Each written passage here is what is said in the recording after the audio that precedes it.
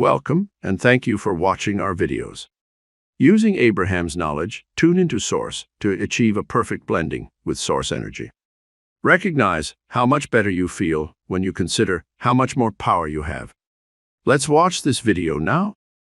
Your emotions are your indicator of what you are creating. And so, as you decide that your emotions are your best friend, and you begin to say, today, no matter where I'm going, no matter what I'm doing, no matter who I'm doing it with, it is my dominant intent to look for things that feel good when I see them. When you see something you want and you say yes to it, you include it in your vibration. It's like saying, come to me, this thing I want. But when you see something you don't want and you shout no at it, it's like saying, come to me, this thing I do not want. When you try to push away something, it doesn't go away. All that happens is you activate it in your vibration and then you use it as your excuse to not go with who you are. So when you see something unwanted, like cancer or terrorism, it causes you to ask for something better. It causes you to ask for a more peaceful world, or a world where more are honored and appreciated, or a world where more ideas are allowed, the world that you intended, where the diversity is your strength, not your weakness. And so as you ask for that, and then you continue to push against the opposite of it, you don't let yourself have that, you see. So often, when you come together with another, usually in the beginning, you are each hoping for and looking for the best in one another. And that's a very good basis to begin, because when you are looking for it, you are finding it. And so what you're actually doing is using the positive aspects of each other to be your excuse to tune yourself into who you really are. In other words, when you see something in another that makes you feel good, you have fixated on something that has caused you to become a vibrational match to the greater part of you. That's what in love is. It's being a vibrational match to who you are. But so often people want to find approval or appreciation from each other, and in looking for it from each other, they forget about the vibrational alignment between who they are and who they really are. So if you will let the relationship that matters most, far more than all other relationships put together, be the relationship between you and you, a really good thing to ask yourself on a really regular basis as you're involved in your interpersonal relationships. Let's say you're looking at someone and you don't like what you see, and you feel negative emotion because you've fixated on something that the source within you would never fixate on. Source within you is a lover. And when you see something that you are not loving, you're using that as your excuse to separate yourself from who you really are, and you're blaming that person. If you didn't have that, I'd feel better. And we say, that's probably true. If you were observing something that made you feel good, then it would be easy for you to be a vibrational match. But don't ask others to stand on their head so that you can tune into who you are. Tune into who you are. Let your feelings be unhurtable. Be a vibrational match to who you are, and then be the lover that you truly are, you see.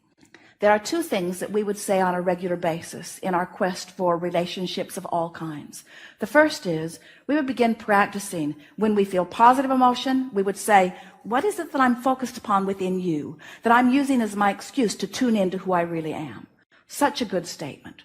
If we're feeling negative emotion, we would say, what is it that I'm focused upon in you that I'm using as my excuse to not be who I really am? Feel the power in that. If you say, your behavior makes me feel bad, you're totally disempowered. But if you say, what is it that I'm seeing in you? I could see other things because you are a multidimensional being with many aspects. But what is it that I'm seeing in you that has me separated because I'm not seeing you as the source within me is seeing you? The other statement is just that. Anytime you feel negative emotion, stop and say, I wonder how the source within me sees you. And if you're feeling negative emotion, you can know the source within you is seeing it differently, because negative emotion is your indicator that you're looking at something differently from who you really are. And it always means you've stepped back from who you are. It always means you're not up to speed with who you are. It always means you're not seeing this world in this moment through the eyes of source. You're instead seeing it through some disconnected, dependent vantage point where I need you to be different so that I can feel better. You are very hard on each other. You are very hard on each other as you need others to behave in certain ways. But when you let the relationship of all relationships be your relationship with your inner being, with the source within you, you tend to that first by practicing it all of the time. And before you know it, you'll be so tuned in, tapped in, turned on that you will see only positive aspects in others. There are so many wonderful relationships to be experienced.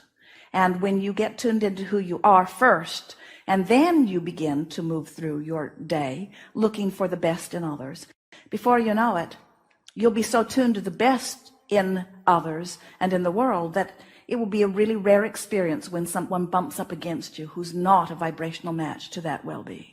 You have control over the behavior of all others as it relates to you, because you are evoking from everyone where your vibration is about them. So if you train your vibration into the best of them, then they must give it to you. That's what positive expectation is. That's what true upliftment is. Getting tuned into who they really are, you see. When you say that you have found that you can be emotionally available, we want to encourage you to decide to be only emotionally available to the source within you. And then ask everyone who is your lover to rendezvous with you at that level. If you've decided to only be emotionally available to the source within you, so that now the fullness of who you are is holding that other person as your object of attention. Right. Now, in that complete alignment with source, you are just flooding love to you and through you and all over them. And how they are accepting it and what they're reflecting back becomes irrelevant. But if you don't take the time to do that, you see, that addiction that you were talking about is when you hold someone as your object of attention, and you are so right, it does feel so good. But then if they turn their attention away from you, which they must do, because there are other things that they need to do and other people that they want to talk to. So when they turn their attention away, if you've become dependent upon them to be the source of this energy, now you're like a puppet that someone has let go of the strings. You don't have any power. So you're wanting to make sure that the source of your flow, the source of your alignment, the source of your love is your own connection with who you are. Then you never get depleted. It's why we call it source. It's you because you've looked for love in all the right places finally. It's you because you're looking for that connection. You're coming to that alignment. It's you because you took the time to make sure that it is all of you. And that makes what you're getting back from another irrelevant to that. But because of law of attraction, once you're there, you must attract someone who has the capacity to do the same. Every single subject, whether it's sexuality or a conversation or building a piece of furniture, in every interaction, you can do it from inside the vortex or outside the vortex. Right. And anything that you do from inside the vortex is always infinitely more satisfying than if you do it from outside the vortex. So sexuality is one of those subjects like religion or like God, where so many people are hung up about it because they have all kinds of ways that they've been thinking about it that weren't conducive to aligning them with source energy. There are a lot of people that have been condemning sex or particular kinds of sex or sexuality in and of itself in so many ways that just the engaging in it makes them feel less than connected. We would do, if we were standing in your physical shoes, is that we would start building this emotional grid that says, I'm going to maintain my spiritual frequency, and I'm going to ask the universe to deliver to me a sexual partner that will meet me on those spiritual terms where you don't lose yourself. Because, and isn't it always, whether it's a conversation or a sexual engagement, isn't it always losing yourself when you're willing to come to meet another partner? Yeah. So sometimes it's about, because the whole sexual game and the whole sexual attraction has a whole other set of rules. It sort of falls into the category of the way most people do most of their creating. And so you just have to omit that from your vibrational frequency long enough that the partner that comes to you doesn't have it either. Or you could just say to yourself, I'm no longer emotionally available to anyone who's not in the vicinity of my emotion. The only reason that you could ever have negative emotion is because your inner being won't be emotionally available to you unless you're up to speed. In other words, your inner being is stubborn. Join us or don't, but we're not coming there. Thank you for stopping by to watch this video. Make sure to subscribe for the next video.